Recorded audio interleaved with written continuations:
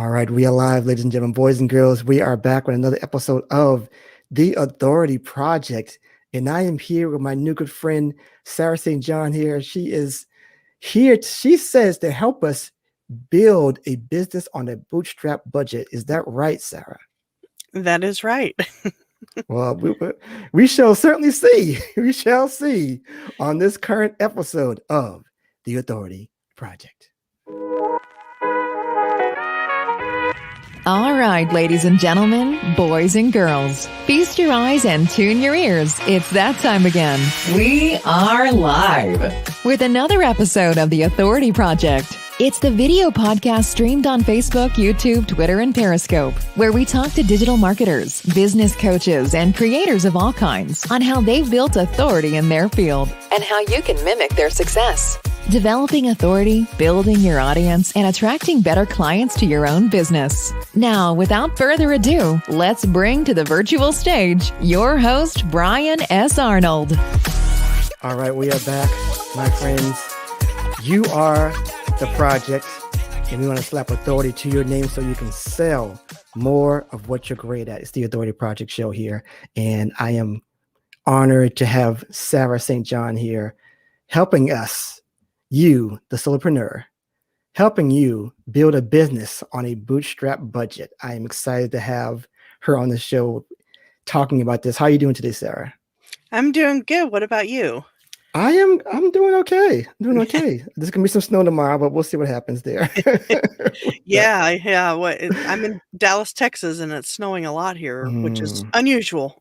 Yes, that is very unusual. Hope everybody's okay and stays safe over there. But we have some work to do. But before we dive in, please tell us who you are personally and then professionally. Sure. So I'm Sarah St. John. I live in Dallas, Texas. As far as personally, I guess I don't have any kids yet, but I have a dog, a little pug, Nice. named Otis. He's a cutie. And as far as professionally, well, I've been an entrepreneur since, I would say it started in 2008. I had 6 different jobs that year, not at the same time, but over the course of the year, and realized that I didn't really like working for other people and wanted to start my own business. And so I started a photography business because I like taking photographs, but I realized while I like taking photos of people, animals, architecture, and landscapes, I didn't like taking photos of people, but that's where the money was. I was doing weddings and portraits, but the bigger issue actually was the expense to maintain equipment. And so I decided to try an online business model, but wasn't sure what I wanted to do. So I tried a bunch of different things like drop shipping, affiliate marketing, blogging. And it was through the course of that process that I discovered all these really free or affordable tools and resources and software that you can use to run a business on a budget. So I got the idea to write a book called Frugalpreneur, about the different kinds of online business models and how to run them affordably. And then I decided to launch a podcast with it, also called Frugalpreneur, kind of to coincide with it, kind of extra marketing, but it was only going to be like 10 episodes or something. But I was getting more leverage and traction from the podcast than the book. So I've kept the podcast up. Nice. I've enjoyed it and all the connections I'm making, like connecting with you and a bunch of others. And I was editing my own show and people complimented me on that and that it was edited well and I enjoyed doing it. So I was like, well, why not get paid to do it for other people? So then I launched a podcast production agency. And so I'm all in on podcasting now, but it took me over a decade, I guess, to try a bunch of different things and get to that point. I think that's everybody's story, isn't it? Mm-hmm. It's a journey, of course. It's a journey. So is there any current project that you're working on at the moment? I'm currently working on a course called Podcast Profit Pro. I like my alliteration. It's nice. So yeah, that's currently what I'm working on beyond what I'm usually doing, which is the podcast and the production agency. Okay, last question before we dive in here. What is your daily routine? So usually I spend the first hour or so like catching up on emails and social media and things like that. Kind of more administrative type things.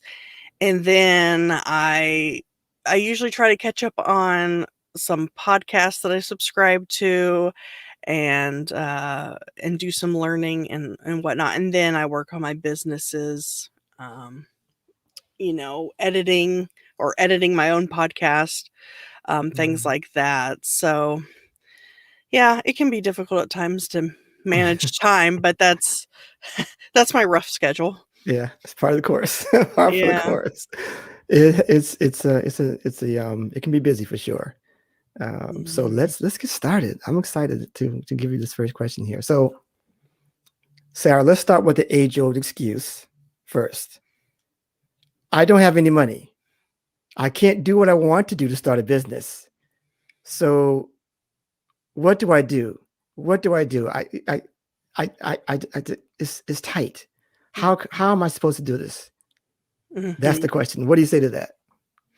Yeah, and I think a lot of people that keeps them from diving in and trying business. And of course, it depends on what you're wanting to do. I mean, if you're wanting to, open up a brick and mortar retail type of place, then yeah, that's going to be very expensive. But there's a bunch of, I focus primarily on online businesses because it's very affordable to operate. I mean, aside from, a website and email lists and social media and whatnot, of course, if you're like, for example, if you're podcasting like we are, I would recommend, getting a mic, but the one I use is like $60. So a USB mic I plug right into my computer. But I think as far as that goes, people think of broadcast studios and they assume thousands of dollars, Right. but you can really start a podcast for under 100. Um, and so, yeah, I think that is a big obstacle is I think people don't realize that you can start a business on a budget or affordably, at least an online business anyway. Right. Right. So how do we get the confidence of building a business? 'Cause I think a lot of us, especially a lot of people who've gone through this particular podcast, and I'm sure they've gone through yours, saying it's the journey. It's the journey. Keep journey. It's like it's not going to happen in 30 days or what have you, like some people will say or advertise that it will. How do you get to people to the point where they're confident in building a business when they have to pay the bills to survive? Mm, What do you say that what gives you certainty when you started out after a while? What gave you the certainty? mhm. Yeah, so what I recommend, so if you currently have a full-time job, but you want to start a business, I recommend starting it on the side first. I guess you could call it a side hustle if you want. Um, and until that business is generating enough income to match your old salary or at least pay your bills, Right. then I personally recommend, just keep doing it on the side, evenings, weekends. That's what I've been doing.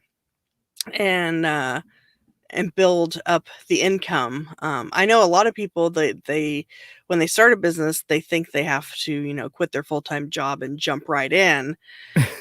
Or some people do that. And I Right. guess for some people it probably, works because in a way, well, then that's just extra motivation to really hustle hard real fast. Right. Um, but I personally, I'm one of those. I like to play it safe, I guess, to a certain extent. And so, Mhm. I guess I recommend kind of starting it on the side and build it up gradually, maybe a year or 2 years or whatever it takes. Um, and then, if some people, they want to keep their full-time job and just have extra income on the side, or they have a passion or a hobby that they just want to get paid for basically. And so, um, yeah, I guess it depends on which route you want to go, but I personally don't recommend, like, diving in full force and up and quitting your day job, but yeah. Well, see, I think when people think of the term entrepreneur, they think of, or they think there's a connotation whereas if you're a true entrepreneur, then you don't have a day job. Quit your day job, fire your boss, kind of thing. You always hear those things, and it's like, I think a lot of people don't see that that's not always the case. There's a guy who does a podcast called the Side Hustle Podcast, and he's been doing his. I'm not sure if he's still doing it now, but I know for a very long time he still had his full-time job while he was doing that podcast and working that side hustle, like he was professing for a long time. So do you think that a lot of people get mixed up when they say, I'm going to be an entrepreneur, but I'm still going to have this job, and people are like, hey, wait a minute, that's not real. You're not a real entrepreneur. Do you think that kind of gets them, sidetracked on what that means? I mean, I think anyone who has a business is an entrepreneur on some level, because in order to start and run a business, I mean, I think you have to be an entrepreneur, have that mindset. So just because you're not doing it full time, or you're, working a full-time job while you get that business going, I wouldn't say that doesn't make you an entrepreneur. I mean, in a way, maybe because entrepreneurs, I think, are kind of known for doing a bunch of different things all the time. Right. So I don't know. It kind of makes you maybe more of one in a sense, because you're balancing several things. Yeah. So how do we start? How should one, if they're just looking at, I want to start this thing, I want to be an entrepreneur. How should they start? Where should they be looking? Because like you said before, you tried a whole bunch of different things. So they do the same things. So they be trying to do different things, see what works with them, what gels with them. Take us through that process of how they should be starting. Well, I would say, because some people know right away what they want to do, but if they don't, I would focus on what are things you're good at, or what are things people tell you you're good at, or what do you enjoy doing? Like, what kind of hobby do you have? And is there a way you could monetize that hobby, even if it's just teaching other people about it? So I think, because the problem is, if you know you want to start a business, but you don't know what, and this is kind of a problem that I had for a while there, is I knew I wanted to have a business, an online one in particular, but I wasn't sure what kind. And so I tried a bunch of different things, but the problem is, if it's not something you're passionate about or already kind of into, it's probably not going to stick. And also, if you're trying a million different things at one time, like if you're doing 5 different things, well, you can only, spend 20% of your time and energy on each thing. Whereas if you're focusing on one thing, then you can spend 100% of your time and energy. Well, not 100% of your time, but of your business time. Right. So yeah, I would focus first on what you're good at, what people tell you you're good at, because sometimes you don't even know you're good at something until someone tells you, or what you enjoy doing, even as a hobby. And a lot of people, they have hobbies that they're like, well, there's no way I could monetize that hobby, but you could teach other people how to do that thing, or how to do that thing better, or Right. yeah, because I mean, coaching and consulting and all that's a popular online, or even like online courses, that's becoming more and more popular, and a good way for people to generate income, just teaching other people other things. So Yeah. I think that when people jump onto this thing, there are so many different options, because they probably see this big person that they see. Oh, this person has a book, they have a course, they have a membership site, they have a Facebook group, they have they have a podcast. So they think that, oh, I need to do all of that stuff, But I think I think you do one thing at a time. These things that, yes, they all can be generation. They can generate money. However, you can't do them all at once. You can maybe see them in the future, but you need to probably have, I think all of them still have that one big thing. Like for me right now, it is podcasting. And I'm sure that might be for you too. Mhm. Like you found that thing. Mhm. So, like you said, I like how you said, find the one thing that you're good at Mhm. and work off of that. I know some people who they have some things that, like you said, they don't think they can. This is going to be anything. But tell them again how they can use whatever that is to build off of and make money from. Mhm. Let's see. Well, I'll use an example. I have a friend who has always enjoyed making cakes and like really elaborate cakes. And so I was like, you should probably like turn that into a business or, because people would ask her, like, oh, wow, can you make a cake for me? So she kind of Yeah. just started a little bit, but it wasn't like a business. And so now she does have a business and she's like always booked up. And then the other day I was like, because her business is very service based, so it's not very scalable. There's only so many hours in a day she can make a cake because the cakes she Right. makes probably take hours. And so there's only so much income she can make that way. And, if she enjoys doing it, continue it. But I was like, what if you created a course or even maybe like a membership, but where you teach other people how to make the cakes or even how to start their own cake business, Yeah. so she's thinking about that now. But, just stuff like that, like stuff you wouldn't even think of turning. I mean, I guess a lot of people have cake businesses. Let's say, I don't know. If But someone like yeah, but some people don't. yeah, Some people, there's a lot of people who, like you said, she didn't think this could be a business before. Think yeah, about that's that. true. Think about that. How many people who like, and like I tell my wife all the time. I think she's great at fashion. She was like, oh, this isn't going to be. It's going to be anything. So you have those people who don't think that. So sometimes you Yeah. need that encouragement to go forward. So I'm glad you expressed that to her because it's just like, wow, the how-to business is a multi-million dollar business industry right now. So why not put that out there? That's awesome. Yeah, So because I think, yeah, it surprises me because I as an entrepreneur-minded person, like, when I see somebody good at something, I automatically think, "Well, how can they monetize it?" And all that stuff.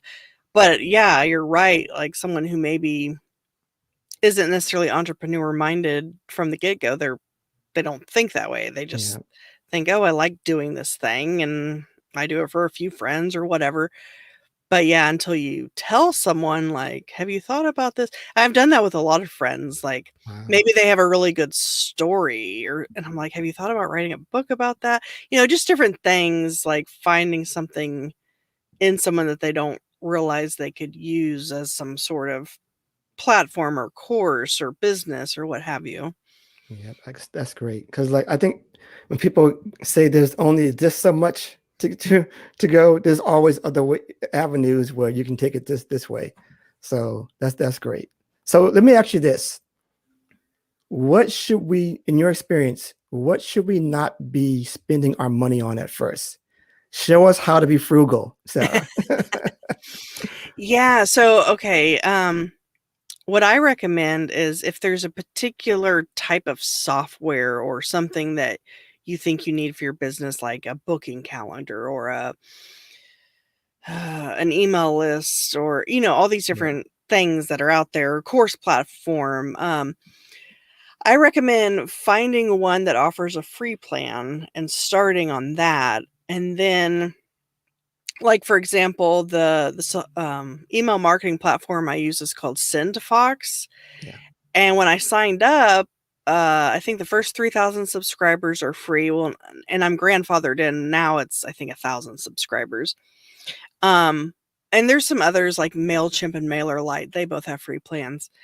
Now, what I like about SendFox is that for a content creator, like a podcaster, blogger, YouTuber, you can put in your YouTube feed, or I mean, your YouTube link or your RSS feed for a podcast. And anytime you have a new video, a new podcast, it'll automatically generate a weekly email with that latest um, episode or video and send it out. So it saves a lot of time.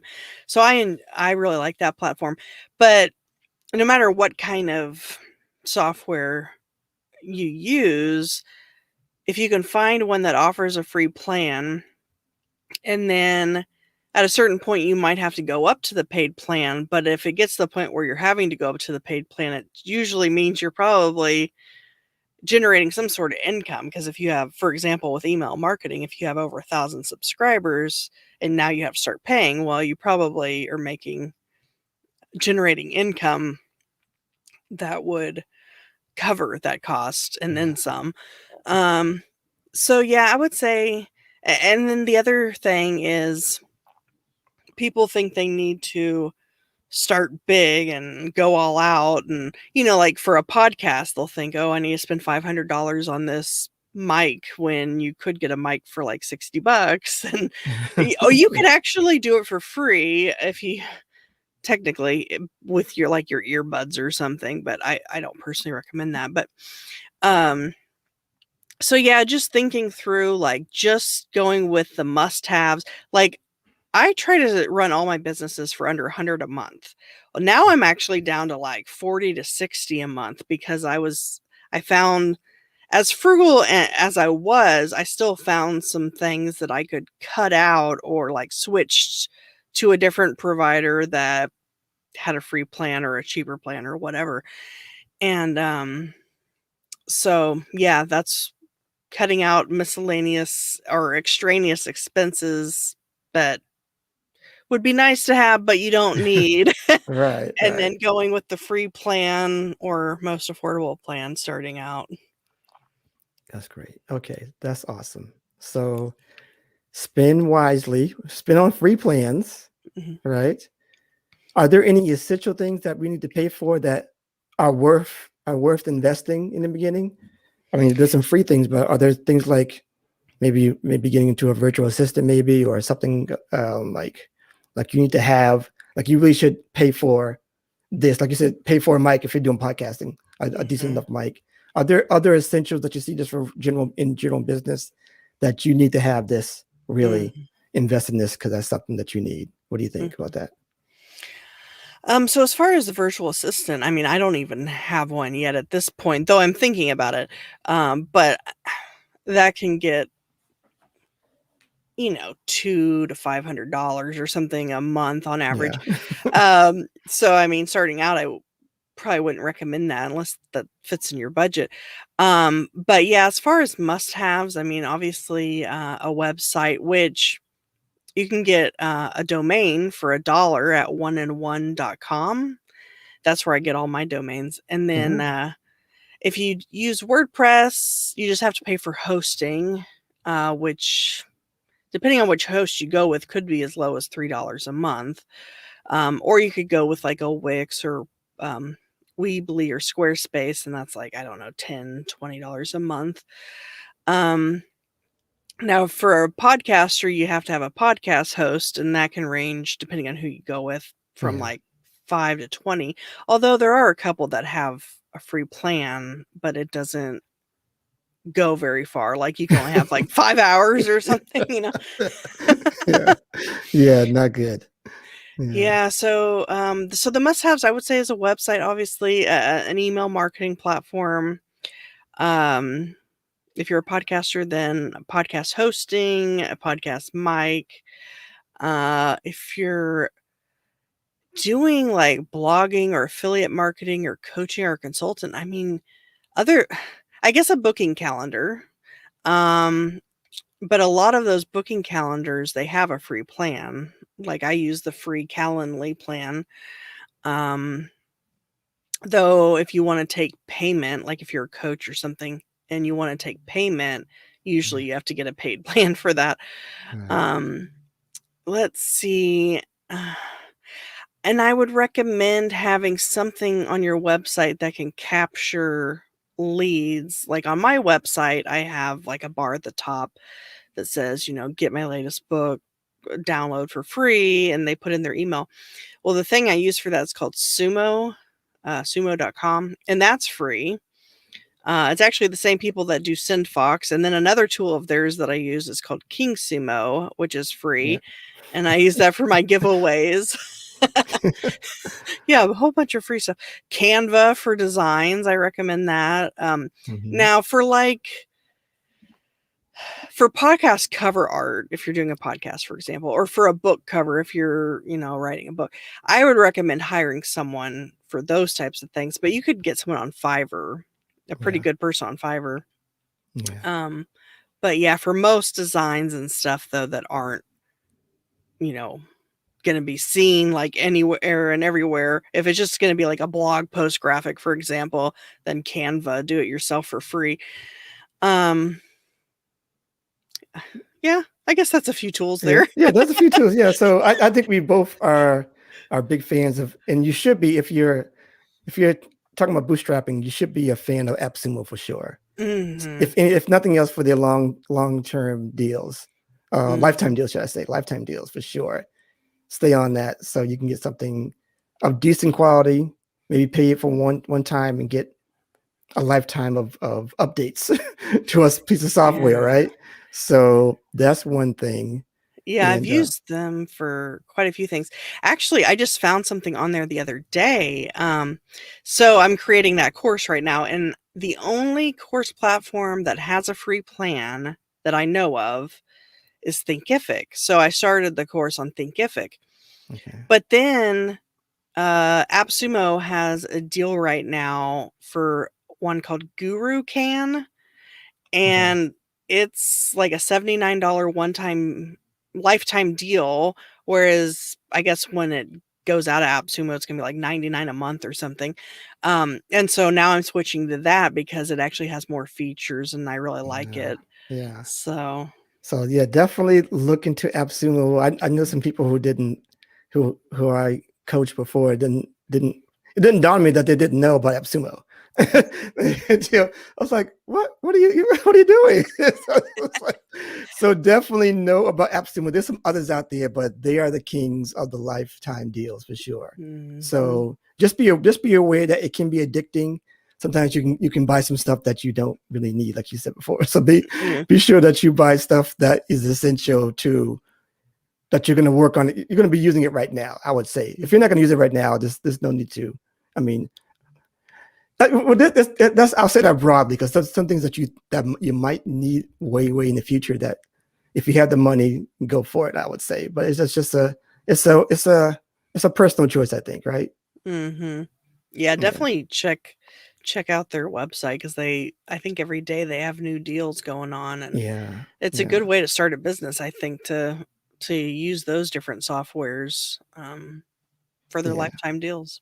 Definitely. Yep. So yeah. So I guess I got two more questions for you. In trying to build this business bootstrapping,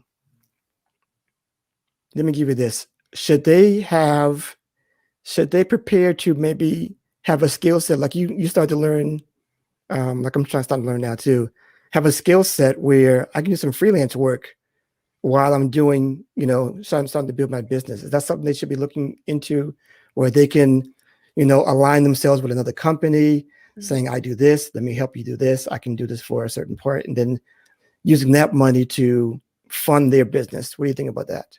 Yeah, I think that's a great idea. And I've just recently started looking into that myself because I have the podcast production agency, but I'm like, I could do that stuff freelancing for like bigger companies or just individuals, kind of to supplement or help fund that until I get, enough clients to where that's all I need to do. So yeah, I definitely recommend, freelancing where you can. Awesome. So I have one last question, and I'm so glad to be on the show. This has been a great conversation so far. So I have one last question, and it goes like this. I ask this of all of my guests, and I have them saying to you right now, if you can imagine them saying this to you, that they have similar goals, they have similar interests like you. They're trying to build up their business on a tight budget. And they want to do the same things that you're doing where you're helping people on a tight budget or with podcasting and so forth. Can you show them, or in your own words, how they can become an authority in this space. Oh, an authority in the podcasting space or in like the frugalpreneur type of Let's try space? podcasting. Let's do podcasting. Oh, How okay. about that?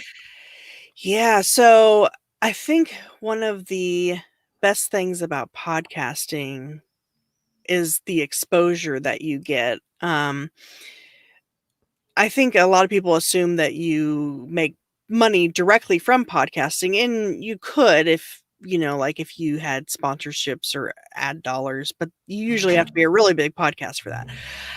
What I recommend is if you already have a business or you're starting a business, to have a podcast as part of your marketing plan, basically, um, because you're able to get more exposure for practically free, because podcast directories are search engines, and now Google is transcribing podcasts. So, like, if someone were to search something in Google, it's a possibility that your podcast will pop up. And then, like Amazon, everyone's getting into podcasting, and a whole bunch of money is being thrown into it. So I think the future of podcasting is pretty bright, and it's gaining in popularity. And I think at a certain point, it's almost going to be expected that a business has a podcast. So I think having your own show is good if you have a business, and it can help market that business. But regardless of whether you have your own podcast or not, I definitely recommend being a guest on other shows, because then you can leverage their audience, get more exposure, because obviously if you're a guest on a particular show, then their audience is obviously going to be relevant to what you do.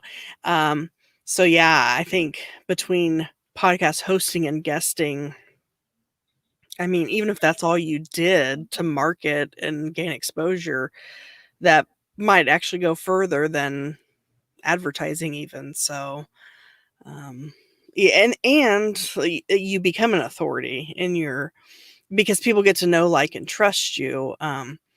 If you're watching a YouTube video or reading a book, those involve your eyes, and so in your full attention. So people might not have as much time to dedicate, but when you're listening to a podcast, people can multitask. They can drive or do the dishes or whatever. And so they could easily listen to you an hour a week or whatever it might be.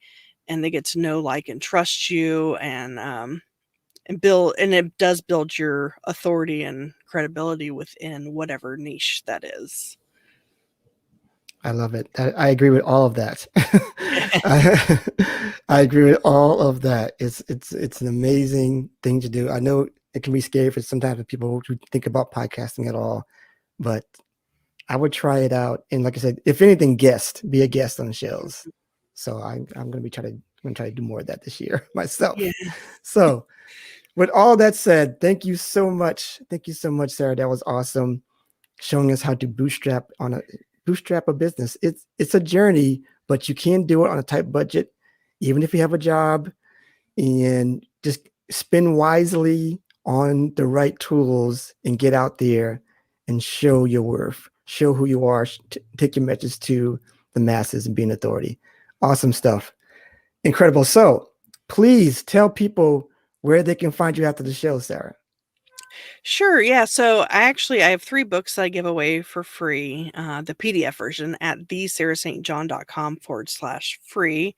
And that's Sarah with an H, and then St. John is STJOHN. And let's see, if someone already has a podcast or wanting to launch a podcast, my podcast production agency is Podseam, PODSEAM.com. And then I actually do have a free webinar about podcasting and why you should have a podcast at thesarahstjohn.com/webinar. Cool beans. Cool beans. Awesome. Awesome stuff. So please, people, go and check her out. She is the real deal. Podcasting, frugalpreneur. She has a preneur series going on, entrepreneur as well. So check her out. She can help you out with anything on a bootstrap business. I highly recommend her for anything that you want when you're just starting out. So awesome stuff. We're out of here. Thank you so much for being on the show. and I hope to see you again. Hopefully on another show later on. Oh, thank you so much. Thanks for having me. I appreciate it. I'm honored. And that is it for now. Wow, that's a word, huh? That is it for now. For today on the Authority Project. We're out. See ya.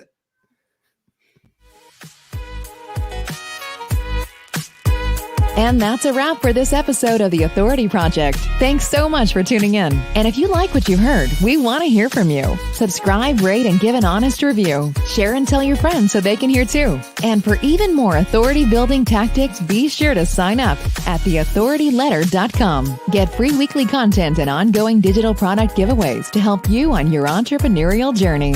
We certainly hope you got a key takeaway or maybe an aha moment from today's broadcast. Just remember, it's your authority. Build it, share it, and they will come. Until next time.